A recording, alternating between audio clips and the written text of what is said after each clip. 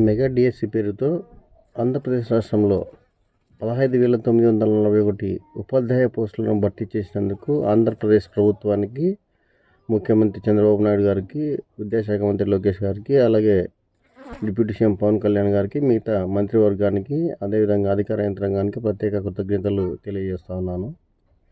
ప్రస్తుతం రాష్ట్రంలో నూతన ఉపాధ్యాయ పోస్టుల ద్వారా దాదాపు 16,000 కుటుంబాలు నూతన ఉత్తేజాన్ని సంతరించుకొని దసరా, దీపావళి సంబరాలు జరుపుకుంటున్నటువంటి తరుణంలో ఆంధ్రప్రదేశ్ ప్రభుత్వం మరో ముందడుగు వేసి ఇలాంటి డిఎస్సీలు ప్రతి ఏటా నిర్వహిస్తామని ప్రకటించడం అభినందించదగ్గ విషయం. అదేవిధంగా నూతనంగా ఉపాధ్యాయులుగా ఎంపికైన అక్క చెల్లెళ్ళు, అన్నతమ్ములందరికీ ప్రత్యేకంగా శుభాకాంక్షలు తెలియజేస్తూ, మీరు ఉపాధ్యాయులుగా ఎన్నికైన సందర్భంగా మీ అందరికీ నా విజ్ఞప్తి ఏంటంటే, ఇది కేవలం ఉపాధ్యాయులుగా ఎంపిక అవ్వడంతో మీ బాధ్యత తీరిపోలేదు. ఇప్పుడు మరింత బాధ్యత మీ భుజాలపై ఉంచబడింది. అది ఎలాగంటే, భావి భారత పౌరులను తీర్చిదిద్దేందుకు ఉపాధ్యాయులుగా మీ వంతు కృషి చాలా అవసరం.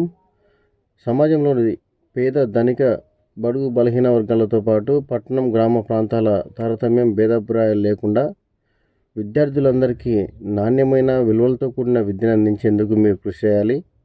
అదేవిధంగా విద్యార్థులతో ముఖ్యంగా వాళ్ళ భావాలను అర్థం చేసుకుంటూ, వారికి మరింత దగ్గరగా, ఫ్రెండ్లీగా ఉంటూ, వాళ్ళలోని నైపుణ్యాలను వెలికి తీసేందుకు ఉపాధ్యాయులుగా మీరు మరింత చొరవ చూపాల్సిన అవసరం ఉంది. ఇది మీ జీవితంలో అత్యంత విలువైన మరియు గౌరవప్రదమైన ఉపాధ్యాయ పదవి సాధించినందుకు, మీరు సమాజంలో గౌరవప్రదంగా మెలిగేందుకు కూడా మీకు ఒక చక్కని అవకాశం లభించింది.